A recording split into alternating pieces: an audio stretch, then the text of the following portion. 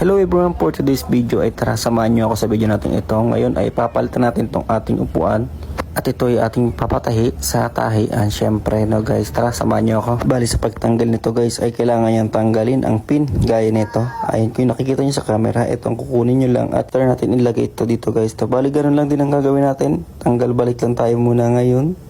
Gaya na pinakita ko sa inyo kaganina, ito ibabalik lang din natin at ipapasok. Ganoon lang din hanggang mabuo natin ito at mabalik natin sa pagkakaayos. After natin maisuksok at maibalik, itong pinato guys ay ipapasok nyo lang to at ito ay magiging lock ng ating upuan. Gumamit lang kayo ng long nose or flies gaya ng itong ginagamit ko dito kasi ito is mapapadali natin ang ating mga trabaho. Kapag tapos maisuksok guys, ibabalik naman natin itong engine cover o pagka naisuksok nyo na ng ayos at pwede nyo nang ibalik yung mga tornilyo tinanggal natin. Sa pagbabalik nito guys, iwasan nyo na tumalsik or mawala ang mga tornilyo kasi mahirap na lang itong palitan. Sa paghigpit ng screw guys ay dapat sakto lamang. Pagkatapos tanggalin at ibalik, punasan naman natin ang upuan upang maging presentable ang ating upuan. At ito ang kinalabasan niya na ngayon.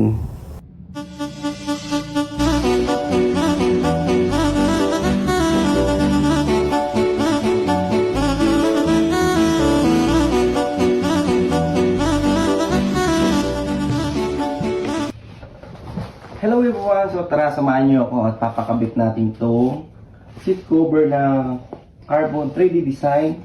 Ayan guys.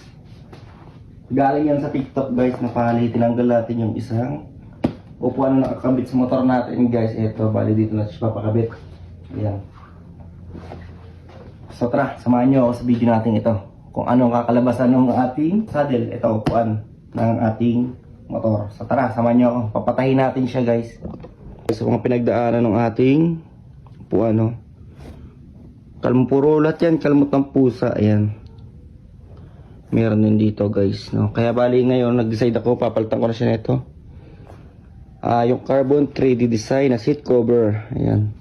Kung magustuhan nyo yung video na ito guys, ay maglalagay na lang ako ng link, tsaka yellow basket sa ating TikTok, no? Tara, samahan nyo na ako. Ayun guys, iniwan natin dito yung ating upuan dito sa shop na ito at babalikan na lang natin yan mamaya pag after na gawa na yun.